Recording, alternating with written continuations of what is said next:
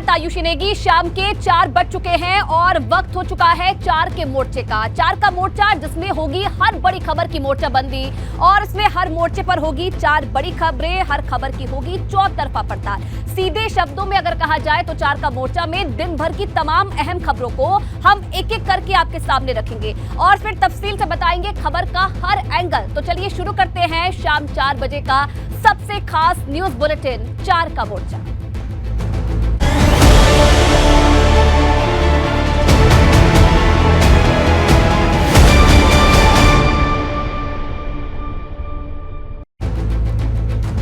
तो 4 के मोर्चे में सबसे पहले आपको बताते हैं पहले मोर्चे की खबरें। पहले मोर्चे में बात होगी आज देश के इतिहास में जुड़े एक नए चैप्टर की, यानी नए संसद भवन की। वहीं इस आपको बता दें कि नए संसद भवन की पीएम मोदी ने जनता को बड़ा संदेश दिया है और खास बात कहें, हालांकि उद्घाटन के बाद भी विपक्ष की मोर्चेबंदी जारी है। नए संसद के उद्घाटन के बाद भी विपक्ष ने सवाल दागे हैं, तो उधर तेजस्वी की पार्टी के विवादित पोस्ट का नया बखेड़ा इसने खड़ा कर दिया है। तो आज नए संसद भवन का उद्घाटन हो गया है। प्रधानमंत्री नरेंद्र मोदी ने उसका उद्घाटन किया, तो वहीं अभी भी नया संसद भवन विपक्ष के निशाने पर है। 28 मई 2023 की तारीख देश के इतिहास में दर्ज हो गई है। आज नए भारत को नई संसद मिल गई है। हिंदुस्तान को उसके लोकतंत्र का नया और भव्य मंदिर मिल गया है। प्रधानमंत्री नरेंद्र मोदी ने 64,500 वर्ग मीटर के दायरे में फैले इस नए संसद भवन का उद्घाटन कर दिया और राष्ट्र को समर्पित किया। तमिलनाडु के संतों ने पूरे विधि विधान से अनुष्ठान करवाया। पूजा में प्रधानमंत्री मोदी और लोकसभा अध्यक्ष ओम बिरला बैठे थे। पीएम मोदी ने हवन के बाद पवित्र सेंगोल को साष्टांग दंडवत प्रणाम किया।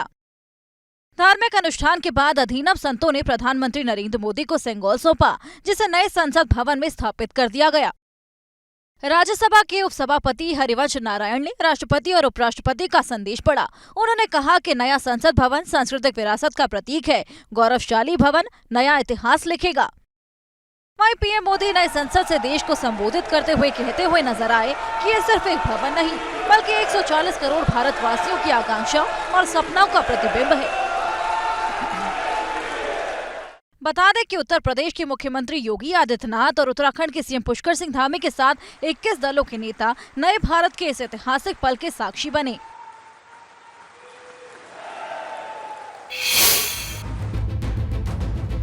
नई संसद के उद्घाटन के बाद पीएम मोदी ने देशवासियों के सामने अपनी बात रखी और कहा कि ये नई संसद 140 करोड़ देशवासियों के सपनों का प्रतीक है और ये नई इमारत राष्ट्र को समृद्धि और सामर्थ्य प्रदान करेगी। हर देश की विकास यात्रा में कुछ पल ऐसे आते हैं जो हमेशा के लिए अमर हो जाते हैं। साथियों, ये सिर्फ एक भवन नहीं है,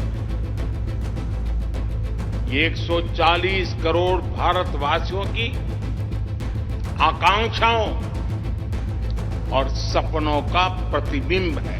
आज नया भारत नए लक्ष्य तय कर रहा है, नए रास्ते गढ़ रहा है, नया जोश है, नया उमंग है, नया सफर है, नई सोच है। दिशा नई है, दृष्टि नई है, संकल्प नया है, विश्वास नया है। महान चोल साम्राज्य में सेंगोल को कर्तव्य पथ का, सेवा पथ का, राष्ट्र पथ का प्रतीक माना जाता था।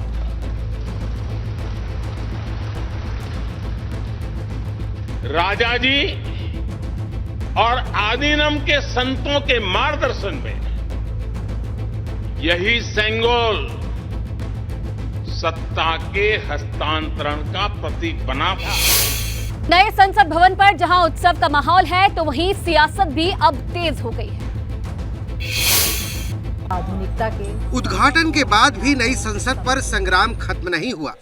सपा ने फिर से संसद में स्थापित किए गए सेंगोल पर सवाल दागे हैं। न केवल महामहिम राष्ट्रपति का अपमान किया, संविधान का भी अपमान किया, लोकतांत्रिक परंपराओं का भी अपमान किया। नई संसद के मुद्दे पर सपा ही नहीं, कांग्रेस ने भी शुरुआत से झंडा बुलंद कर रखा है और फिर से पीएम मोदी पर बड़ा हमला बोला है। एक आत्ममुग्ध प्रधानमंत्री ने देश के राष्ट्रपति, शायद वो आदिवासी महिला थी, उनका अपमान होने दिया।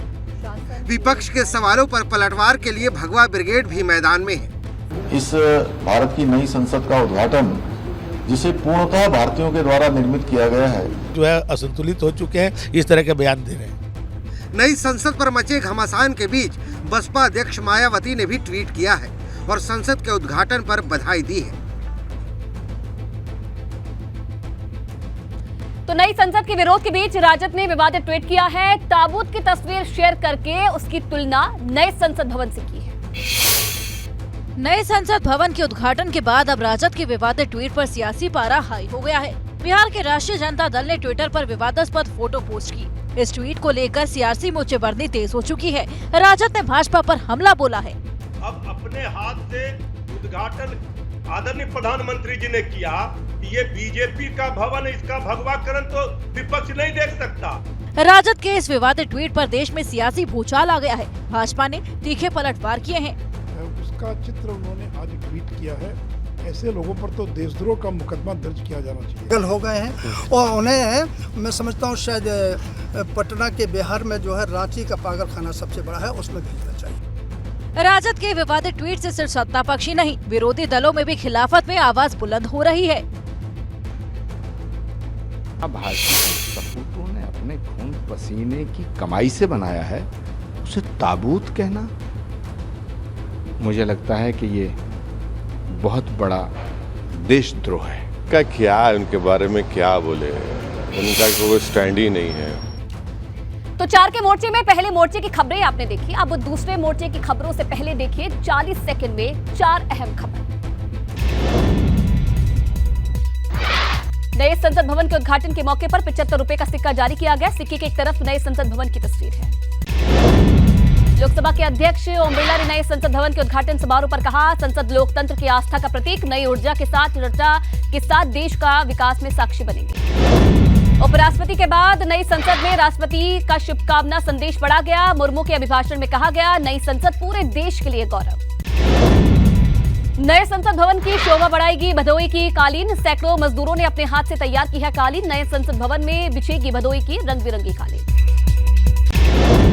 और चलिए चार के मोर्चे में अब बात कर लेते हैं दूसरे मोर्चे की खबरों के बारे में। तो दूसरे मोर्चे में आपको बताने वाले हैं कि ब्रजभूषण और पहलवानों के बीच दंगल पार्ट 2 शुरू हो गया है, जिसे लेकर हंगामा भी जारी है। वहीं दिल्ली में भाजपा के धुरंधरों ने डेरा डाल दिया है। भाजपा दफ्तर में महामंथन जारी है। 2024 की तैयारी की जा रही है, क्या रणनीति बनाई जाएगी, इसे लेकर मंथन किया जा रहा है। इसके अलावा आपको बताएंगे कि भाजपा ने हैट्रिक प्लान के लिए क्या तैयारी कर रखी है और 24 फतेह के लिए क्या क्या रोड मैप तैयार किया गया है। और उधर पीएम मोदी के मन की बात कार्यक्रम की भी बात करेंगे, जिसमें उन्होंने आज कई खास बातों का जिक्र किया है। तो चार के मोर्चे की दूसरा मोर्चा, जिसमें ये तमाम अहम खबरें रहने वाली है। और सबसे पहले शुरुआत करेंगे आज नई संसद भवन के साथ। उद्घाटन के दिन दिल्ली समेत कई जगह हंगामा हुआ। धरने पर बैठे पहलवानों के समर्थन में खाप पंचायतें और किसानों ने भी दिल्ली कूच किया। दिल्ली के जंतर मंतर में नई संसद के सामने बृजभूषण सिंह के खिलाफ महापंचायत करने जा रहे पहलवानों को पुलिस ने रोक दिया, जिसके बाद पुलिस और पहलवानों में तीखी नोकझोंक हुई। पहलवानों ने पुलिस बैरिकेड को पार कर आगे बढ़ने की कोशिश की, जिसके बाद कई पहलवानों को हिरासत में ले लिया गया। पुलिस प्रशासन जबरदस्ती बैरिकेड लगाना।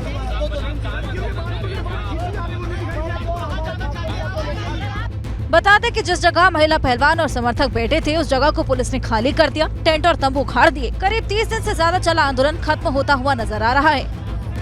वहीं दूसरी ओर पहलवानों के समर्थन में किसान के साथ राकेश टिकैत का दिल्ली कूच को भी पुलिस ने रोक दिया है, जिसके बाद टिकैत ने सरकार पर हमला बोलते हुए बृजभूषण सिंह के खिलाफ कार्रवाई की मांग की है। के बाद ही गिरफ्तारी होगी तो हम फिर भी मान जाएंगे।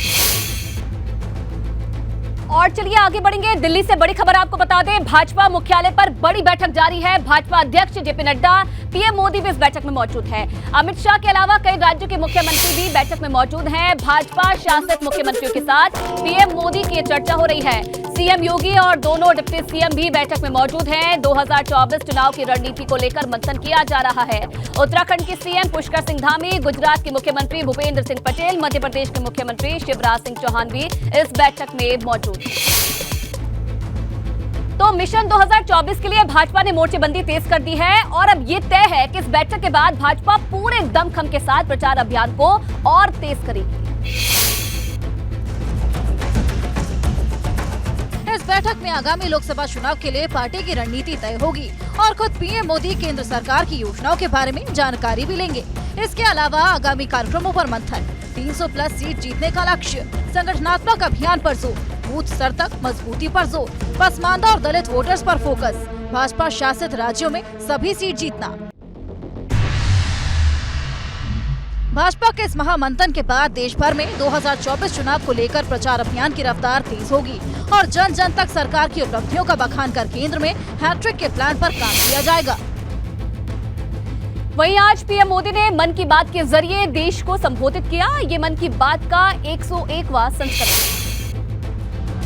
इस बार मन की बात कार्यक्रम में पीएम मोदी ने वीडी सावरकर, कबीरदास और एनटी रामाराव को याद किया। प्रधानमंत्री ने वीर सावरकर को याद करते हुए कहा कि उनके त्याग, साहस और संकल्प शक्ति से जुड़ी गाथाएं आज भी हम सबको प्रेरित करती हैं। वहीं पीएम मोदी ने एक बार फिर से एक भारत श्रेष्ठ भारत का जिक्र किया। प्रधानमंत्री ने कहा कि भारत की असली ताकत इसकी विविधता में है। अगले 25 साल देश के लिए अहम है। आजादी के अमृत काल में अमृत सरोवर बन रहे हैं। वाराणसी में हुए काशी तमिल संगमम का जिक्र किया। जापान के हिरोशिमा के म्यूजियम के बारे में भी बताया। बता दें कि पीएम मोदी ने इस कार्यक्रम की शुरुआत 3 अक्टूबर 2014 को की थी और अब इस कार्यक्रम को लगभग 9 साल पूरे होने वाले। तो 4 के मोर्चे में दूसरे मोर्चे की खबरें आपने देखी। अगले मोर्चे की खबरों से पहले देखिए 40 सेकंड में 4 अहम खबर। मेरठ में सपा विधायक अतुल प्रधान गिरफ्तार। महिला पहलवानों के समर्थन में जा रहे थे जंतर मंतर। अतुल प्रधान को गिरफ्तार कर पुलिस लाइन लाया गया। किसानों के जत्थे को पुलिस ने चिजारसी टोल प्लाजा पर रोका। किसानों ने टोल प्लाजा पर किया हंगामा। जंतर मंतर पर पहलवानों के प्रदर्शन में होने जा रहे थे शामिल। पहलवानों को जंतर मंतर से जबरदस्ती हटाने पर शिवपाल यादव ने ट्वीट कर सरकार पर बोला हमला। लिखा कि तर्क, निष्कर्ष और मंशा चाहे कुछ भी हो, ये दृश्य दुर्भाग्यपूर्ण है। बाराबंकी में भाजपा सांसद ने पार्टी नेताओं और पदाधिकारियों से की मुलाकात। 2024 के लोकसभा चुनाव की तैयारियों में जुटने की अपील की है। 4 के मोर्चे में अब रुख करते हैं तीसरे मोर्चे की, जिसमें बात होगी जयंत के पश्चिम प्लान की, जिसके लिए वो गांव-गांव लोगों के बीच में जा रहे हैं। वहीं बात करेंगे परिषद की पराक्रम परीक्षा के बारे में भी, जिसकी वजह से लखनऊ में सियासी हलचल बढ़ गई है। और साथ ही साथ आपको बताएंगे एक सनसनीखेज खबर भी, जो आपको दिखाने वाले हैं कि कैसे तंत्र मंत्र के नाम पर खूनी खेल को अंजाम दिया गया है।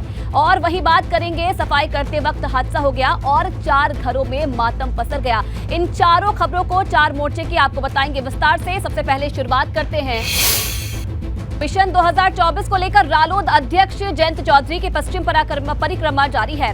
कल से जयंत चौधरी आगरा में गांव-गांव, गली-गली जाकर अपनी सियासी जमीन को मजबूत करने में जुटे हैं। आगरा में रालोद के सवच्छता अभियान का दूसरा दिन है। आगरा में दूसरे दिन भी नुक्कड़ सभाओं में जुटे हैं जयंत चौधरी। इटौरा, धनौली, सुनारी समेत कई जगह जयंत की सभा है। 2024 की तैयारी में जुटे हैं जयंत चौधरी और इसके लिए पश्चिमी परिक्रमा कर रहे हैं।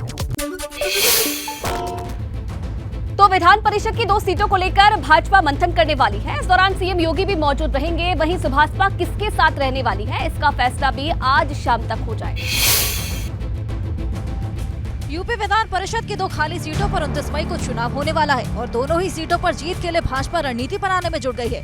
कुछ ही देर बाद भाजपा विधानमंडल दल की बैठक होगी, जिसमें सीएम योगी और भाजपा प्रदेश अध्यक्ष भूपेंद्र सिंह के साथ भाजपा के सभी विधायक मौजूद रहेंगे, जहां चुनावी रणनीति के साथ विधायकों को मतदान के लिए प्रशिक्षण भी दिया जाएगा। वहीं दूसरी ओर सुभाषपा भी आज शाम तक इस चुनाव को लेकर अपने पत्ते खोलने वाली है। शाम 6 बजे सुभाषपा अध्यक्ष ओपी राजभर अपनी पार्टी के विधायकों के साथ बैठक करेंगे और फैसला लेंगे कि विधान परिषद के चुनाव में वो किसका समर्थन करने वाले हैं। और चलिए अब रुख करेंगे गोरखपुर से आ रही बड़ी खबर की। कहा सुनी के बाद महिला की हत्या हो गई है। 2 महिलाओं पर हथौड़े से हमला कर दिया गया। एक महिला की मौके पर मौत हो गई, दूसरी महिला घायल बताई जा रही है। तंत्र मंत्र का काम करती थी मृतक महिला। बाइक सवार बदमाशों ने महिला पर हमला किया था। गोरखपुर के चौरी चौरा में बैकुंठपुर गांव की घटना बताई जा रही है, जिसमें एक महिला की मौत हो गई है, दूसरी महिला घायल बताई जा रही है। तंत्र मंत्र का काम करती थी मृतक महिला, जहां तक ये जानकारी मिली है। और गोरखपुर के चौरी चौरा में बैकुंठपुर गांव की घटना है। पुलिस मौके पर पहुंच चुकी है और आगे की कार्रवाई जारी है।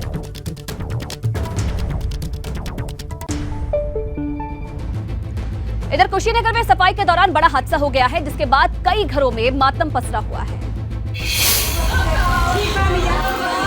रोते बिलखते इन लोगों पर दुखों का पहाड़ टूट पड़ा है। घटना कुशीनगर के रामनगर टोला खबरदगा गांव की है, जहां शौचालय की टंकी को साफ करते वक्त एक हादसा हो गया, जिसमें 4 लोगों को अपनी जान गंवानी पड़ी और 4 लोगों की दुखद इसमें मृत्यु हो चुकी है। माननीय मुख्यमंत्री जी के द्वारा इसमें 4 लाख रुपए की घोषणा प्रत्येक मृतक के लिए। इस हादसे के बाद लोगों में नाराजगी है और अब पुलिस पूरे मामले की जांच पड़ताल में जुटी है।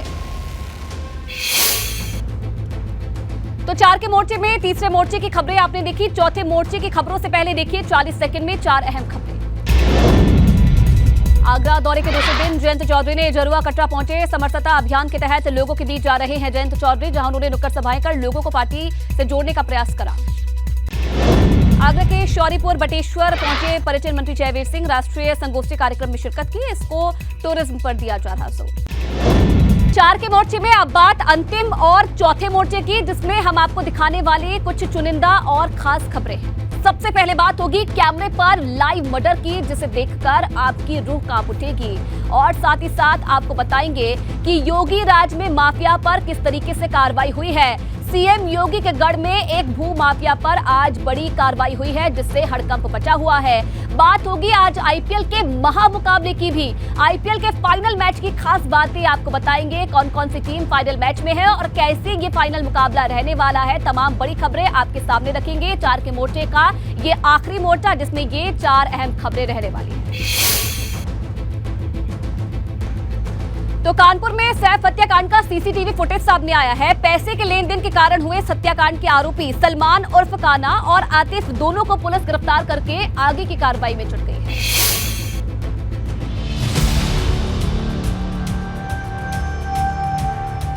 कानपुर में एक बार फिर गोली की गूंज उठी। शहर के मूलगंज थाना क्षेत्र में शुक्रवार को हिस्ट्री शीटर सैफ उर्फ गोलू की गोली मारकर हत्या कर दी गई, जिसका सीसीटीवी फुटेज सामने आया है, जिसमें साफ देखा जा रहा है कि गली में अपने साथी के साथ खड़े सैफ बात कर रहा है।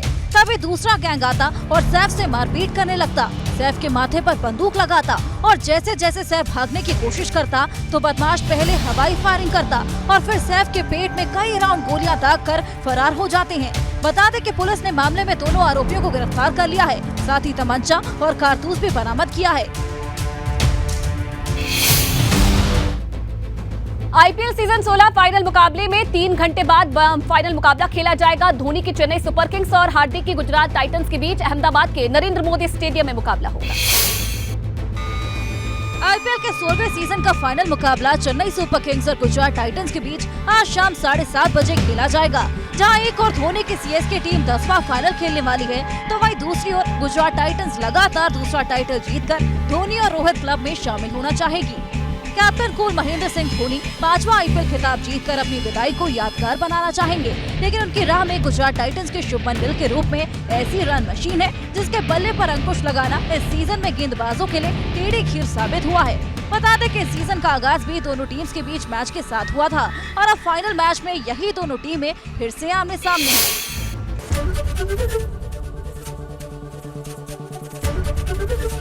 एबीपी गंगा, खबर आपकी, जुबान आपकी।